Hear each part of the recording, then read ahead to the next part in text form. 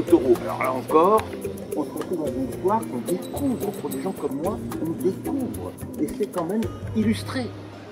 C'est pas que du texte. Il y a des gravures, c'est formidable. Et puis, moi j'étais, quand j'étais jeune, un fan des peuples. Ah oui, oui. Alors évidemment, je voyais les légions romaines qui étaient là défiler en majesté, avec évidemment l'aigle en tête. Oh, bordel! Là encore, allez, on balaye. Et on voit que les anciennes légions, elles avaient choisi le Minotaure comme emblème animal. Non mais, voilà. Donc, tout ce que je croyais savoir un peu, voilà. Cette exposition, c'est ça le problème pour moi, c'est que finalement, je découvre tout. Mais bon, c'est bien, ça me nourrit. Alors maintenant, c'est vrai qu'il y a tellement de choses, il y a tellement de secrets qui sont dévoilés. Franchement, qu'est-ce que je peux faire? Donne vite la parole à Sébastien Brugère, il aura toutes les compétences pour revenir sur le labyrinthe, et il nous donnera les clés qui nous permettront de ne pas nous perdre dans ces dédales. Oui, mais alors un pareil orateur, moi tu vois, je... Allons, allons, allons. C'est un peu de science. Oui, je sais pas, mais alors en fait je me retrouve devant une assemblée de gens qui sont déjà tout aussi non seulement érudits que moi et qui, pour en grande partie, ont participé à cette exposition. Alors, il est bien inutile d'expliquer, alors à part Daniel que je remercie de... Par moi qui connais rien du tout. À part vous que je remercie aussi de votre présence. Voilà, bah, que dire qu'on a eu un grand plaisir à faire cette exposition. C'est un thème qui est universel, qui est extrêmement riche, qui est porteur, qui est bien que très ancien, toujours finalement actuel, et qui nous a tenu à cœur à la Fondation, puisque on avait une commande justement qui avait rappelé ça d'Argenève pour une exposition sur un salon à Palexpo qui est déjà labyrinthique en soi, et puis qui finissait avec le labyrinthe, l'exposition labyrinthe. Et puis bon, c'était un petit peu l'acte fondateur de ces recherches et qui ont abouti sur cette première exposition. On vous remercie beaucoup, Philippe et toi, de l'invitation renouvelée au bain. Et on a eu un grand plaisir. Alors là, on a fait vraiment un travail de concert avec Johan, puisque la partie graphisme, évidemment, est extrêmement importante. La déclinaison par rapport à une autre exposition déjà conçue, en fait, il faut tout reconcevoir. Même si le matériau est toujours là, les photos sont là, les textes étaient là, on les a travaillés, mais il faut quand même faire un nouveau travail. Ah oui, là, il l'a sublimé. Hein. Ouais. Et donc, voilà, en essayant, bon, évidemment, ça, je précise, mais c'est évident, que toutes les illustrations sont vraiment issues d'ouvrages de la Fondation, qu'on voit parfois, disons, avec la page du livre, complète pour certaines, ou en partie pour d'autres, ou alors vraiment centré comme un focus sur les images, mais enfin qui sont toujours issues. Voilà. On s'est interdit, en tout cas, d'aller chercher ailleurs. Le matériau était évidemment riche, mais on a déjà de quoi faire. Oh là là! Alors je constate, c'est pas tout à fait à la moitié, sur la moitié de ce mur, qu'on a le labyrinthe nautique. Alors c'est peut-être celui qui serait le plus à sa place ici, tout en face du lac. Et j'espère d'ailleurs que le lac ne produit pas de pareilles spirales infernales qui nous conduisent irrémédiablement à son centre. Mais enfin voilà, on a des labyrinthes de toutes sortes, végétaux, nautiques, donc comme ici. Évidemment surtout le mythe, les mythes, enfin le mythe de crétois, mais les mythes associés, des Icare, Pasiphae avec son taureau et le fil d'Ariane, etc. Donc c'était effectivement un fil à dérouler. Pas inépuisable quand même, parce qu'au bout d'un moment il y a des limites, mais quand même très riche. Voilà. On a eu un immense plaisir à faire cette belle exposition. Donc Sébastien Brugère est le... Oui, c'est ce que... Merci beaucoup. Puis, oui, alors il parle du fil d'Ariane. Alors là, moi, franchement, je trouve qu'elle mérite pas ça. Ouais. Franchement. Alors ça fera l'objet d'une autre exposition sans doute. Oui. Le destin d'Ariane. Non, là, franchement, c'est inacceptable. Ouais. La Thésée, on est d'accord. Hein. Donc je préfère être Thésée quand même que Icare ou Médale. C'est pour l'histoire, c'est mieux. Mais enfin, quand même, hein. Un héros comme ça, un peu nonchalant, je dirais, quand même. Mais bon, on va faire Alors un peu la suite là-dedans. de l'histoire, Ariane Anaxos, etc., il y aurait sans doute matière aussi Ah oui. à prolonger, mais Ah oui. au bout d'un moment, on s'est dit il va falloir quand même Bah évidemment, faire une évidemment. enceinte hermétique. Évidemment. On s'en sort plus. C'est sûr. Ah oui, il y a Alors, des choix à voilà. faire toujours. Évidemment. Comme toutes les expositions de la Fondation, évidemment, ça nécessite Ouais. un travail d'équipe. Hein. On disait tout à l'heure, alors ça va du travail d'abord initial, de trouver le sujet. Donc ça, on avait eu des travail préliminaires avec le directeur plus avec Nicolas pour aussi... parce qu'en fait, il ne suffit pas de taper labyrinthe dans une base de données et puis, comme par magie, on a C'est 50 ouvrages un qui sortent. travail immense, Voilà. évidemment, évidemment. Parce que c'est bien caché parfois. Ouais. Alors tout ce travail un petit peu de recherche a été passionnant, puis on l'a fait à plusieurs. Et puis ensuite, une fois qu'on a ciblé les ouvrages, et ben on va les chercher, on va les numériser. Donc là, il y a Jonathan qui est là, Justine qui est là, qui ont fait une partie numérisation, et puis Naomi qui s'occupe de son petit bébé. Et puis voilà, toute cette numérisation, puis le graphisme, enfin voilà. Donc, Bah, sachez quand même que l'AFDT et vos cultures, les individus que je présente, il est chaque fois on est vraiment heureux de collaborer avec la Fondation Bonne Mère qui nous apporte chaque fois des choses extraordinaires. Mais vraiment extraordinaires. Comme ça de mémoire, des petits bouquins avec des géants hallucinants. Non, vraiment, c'est extraordinaire. Mais pas seulement, les bains, football et compagnie, c'était hallucinant.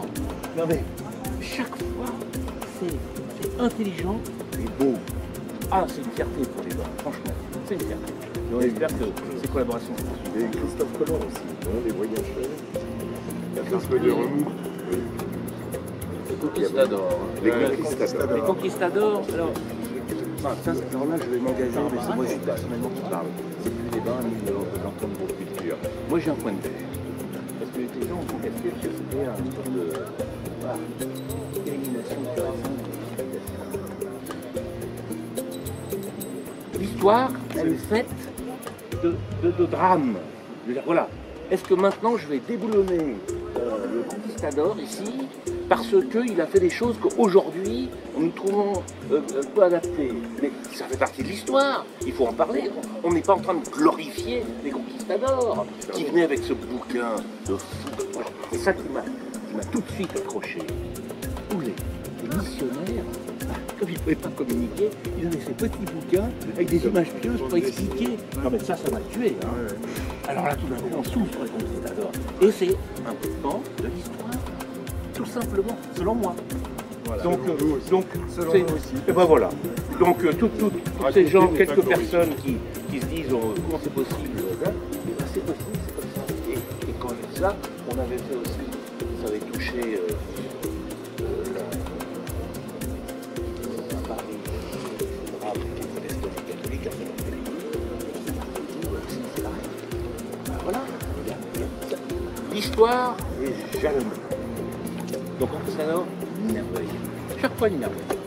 Donc j'ai qu'une seule chose à vous demander. C'est quoi la prochaine? Avec plaisir. Si vous avez pas d'idée, je pourrais vous donner. Vas-y.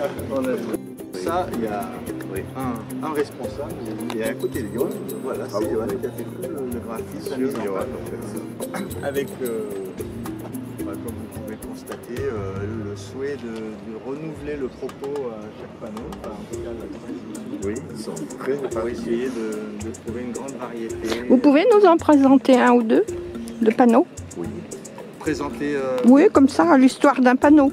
Comme ça, je vois. l'histoire d'un panneau. Oui, parce que comme ça, je vois la mise en page, ou je sais pas quoi.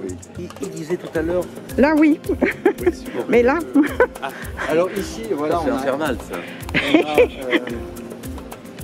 a, ici des représentations de labyrinthe au sens plus métaphorique, c'est plutôt une matérialisation graphique, architecturale. En fait.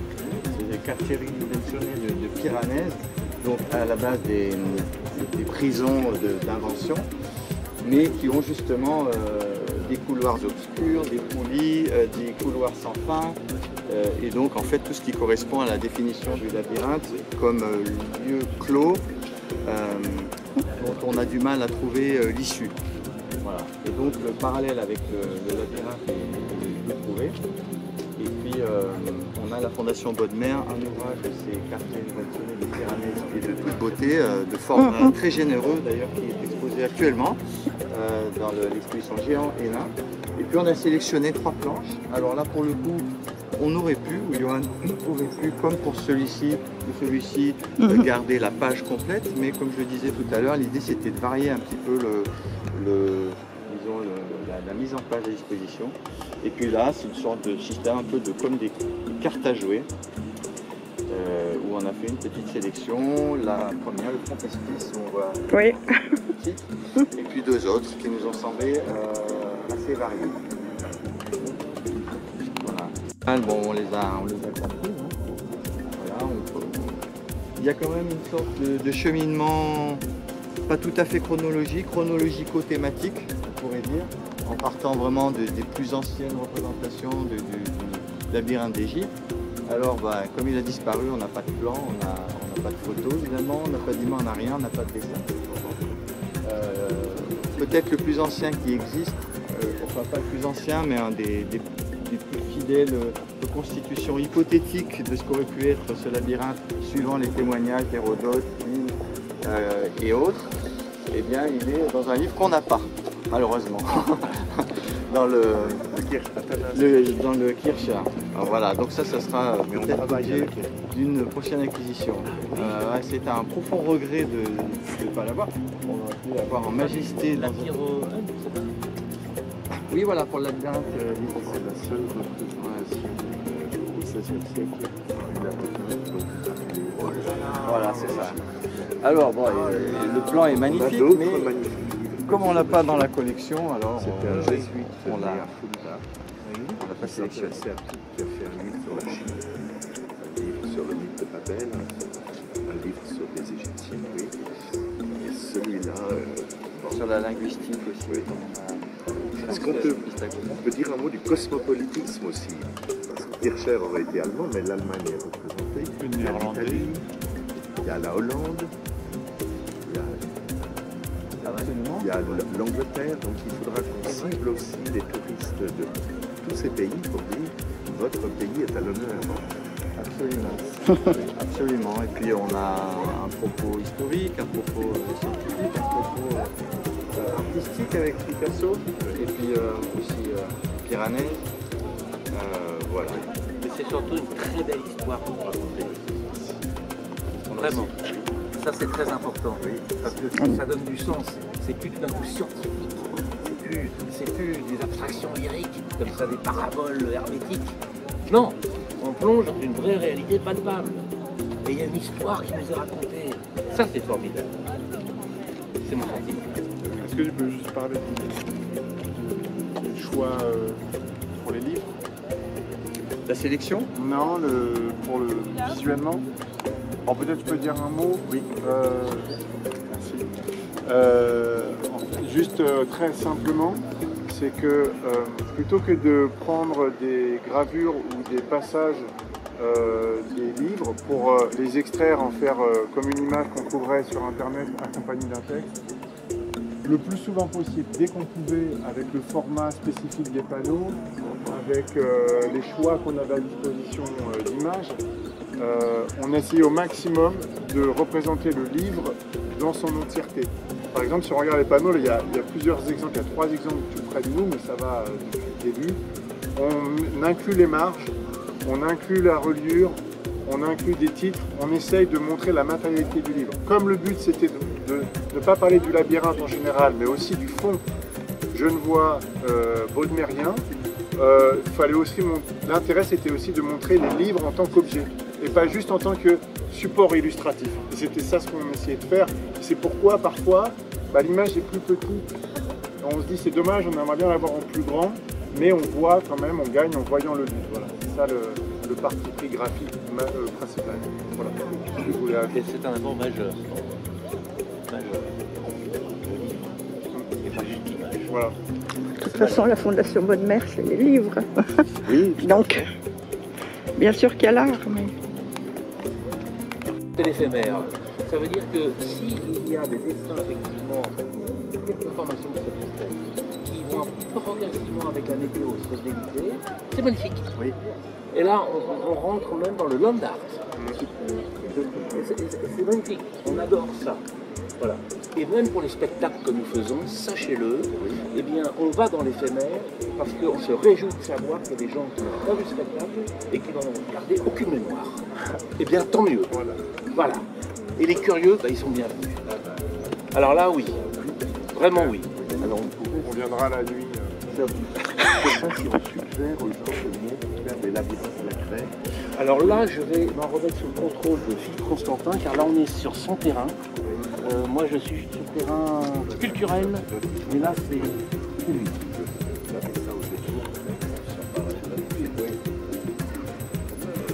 Surtout à cette période, tu vois. Il n'y a pas tous ces gens qui viennent griller au soleil, donc il faut profiter.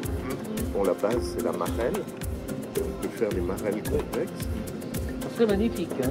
Et ça ferait miroir à l'exposition. C'est Ça, ça, c'est une très Eh bonne oui. c'est l'idée. Alors là, Créativité ou suggérer ça à des classes d'école. ah oui. Ça, ce serait sympa. Oui. Et plus vite fait, à mon On le avis. fait tous les deux, Jacques. Oui. Cette nuit, on dit que c'est une Ah classe oui, d'école. oui. On est très fiers. Je viendrai en short. Et... Voilà. On fera des reconstitutions. Bah, je propose qu'il vienne présenter lui-même au Groupe Culture, pas ça. Non, ça c'est bon. Oui, ça c'est bon. Mais d'ailleurs, fais-le. Ah oui, je veux te dire. Oui, donc on parlera après. Oui, oui, ouais, on en parle après.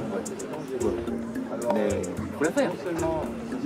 Ah oui. Oui, on y travaille. Non, ça serait bien, genre Tu vois, genre. Faut pas attendre. Non. Vous me dites où vous en êtes. On regarde. Donc, j'y suis allée une fois en Crète et c'était magnifique, évidemment.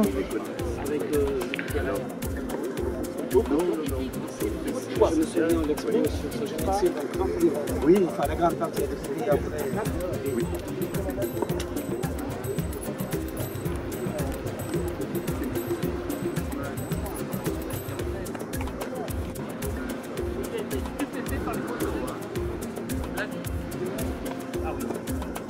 Alors, je trouve vraiment formidable que les bains des Paquis se soient mis à faire ces expositions ou pour des artistes ou pour un musée. Parce que ça met à la portée de tout le monde, tout simplement. L'art ou l'histoire, sous toutes ses formes.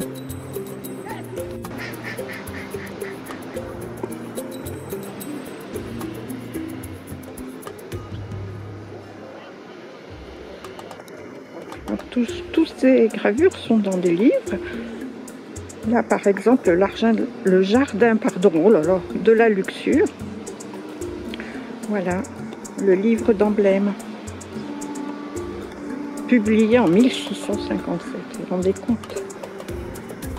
C'est quelque chose.